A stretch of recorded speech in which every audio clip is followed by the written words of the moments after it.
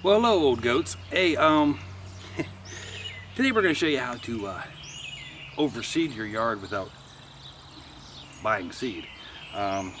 Brandy asked me yesterday, or not asked me, she told me yesterday that she really liked how thick the grass was in my yard out here in the back. And I quickly explained to her how I got it that way. And then it occurred to me, I've never done a video on it. I've never explained it to anybody. And this is something I picked up whenever I was landscaping. Whereas the company I worked for didn't want it really done. But whenever I moved over to tailored lawn, they really didn't want it done either, but they accepted that it was in the best interest.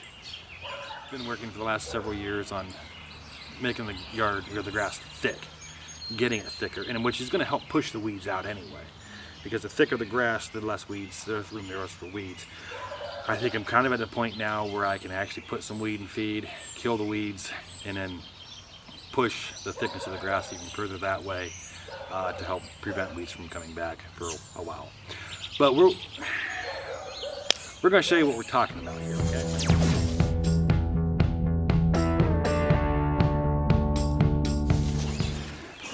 Okay, what we're talking about here is real simple.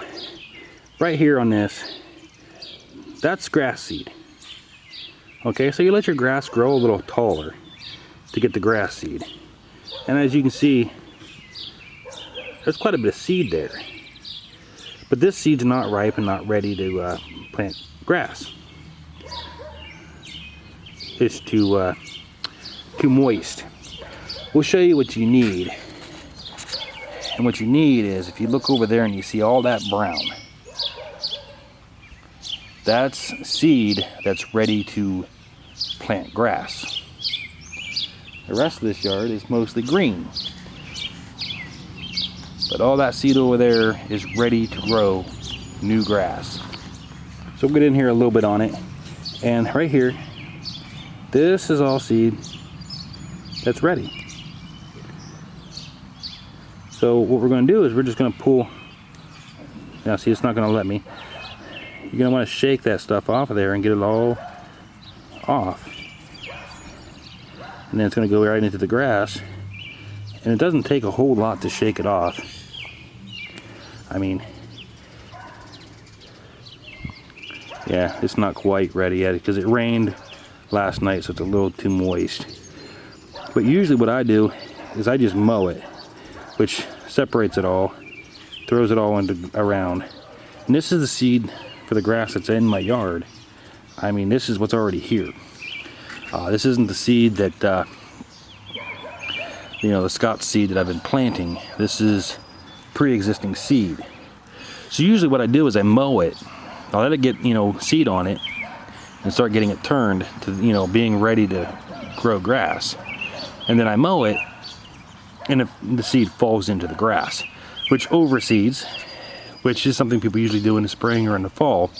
And I'm doing it in late spring because, or mid-spring, because it takes that long for the grass to grow and get the seed up there.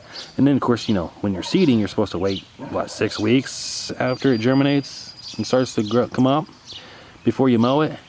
Well, we're overseeding, so we're gonna mow it anyway. Don't really care. What sticks, what doesn't. It's overseeding, it doesn't matter. It's getting the yard thick and everything else. And it'll only cost me a little bit of extra time in the spring because I'm just letting the grass grow a little bit taller, enough to get seed on it, and then I'm mowing it, which, takes a little longer to mow whenever there's a little bit taller, but not that big of a deal. But the grass in the back is thick, which is what we want. Okay, old goats, well, as you can see, my yard is full of grass seed. Just enough of it hits the ground and enough of it seeds up or grows into grass that my yard is thicker, which is all I want. So just because you see a yard that's a little bit taller than the neighbor's yards, it doesn't mean that the person is not taking care of their yard. They may just be trying to thicken their yard a little bit, especially if you start seeing seeds growing. This grass is maybe 4.5, maybe 5 inches tall. I cut it around 3 inches, so I'm still within the parameters for a good clean cut with my mower. Some of the areas are along the fence line. I'm trying to thicken that up a little bit because the one guy likes to spray weed killer along my fence, which kills the grass. So I got it grown. It's probably about 10 or maybe 12 inches tall, but there's a lot of seed on it. So whenever I hit it, and the seeds will knock down, some of it will re-pop up and he'll have to spray more weed kill. Hey, it's not costing me anything. And I get to keep grass along my fence a little bit, so what do I care?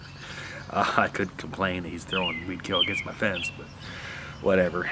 I mean, I take care of both sides of my fence, inside and out. I don't see why he feels the need to spray weed kill on it. And I could complain, but yeah, it's why. Why complain?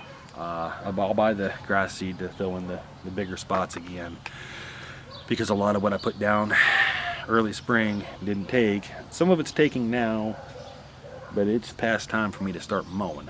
So I got to mow that front, and that front, what's taken is really, really thin and really, really small. So I'm probably going to kill it by mowing the front, but the front needs mowed.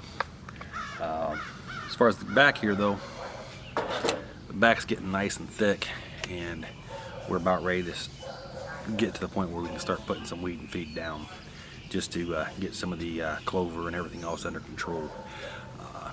Allow the grass to take its place over top of everything else.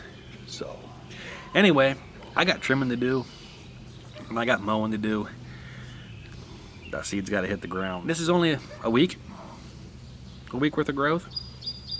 I mean, week and a half, 2 weeks maybe. Not that big of a deal. Rain helps you out. Doesn't cost you a thing. Just gonna throw that out there. Bye.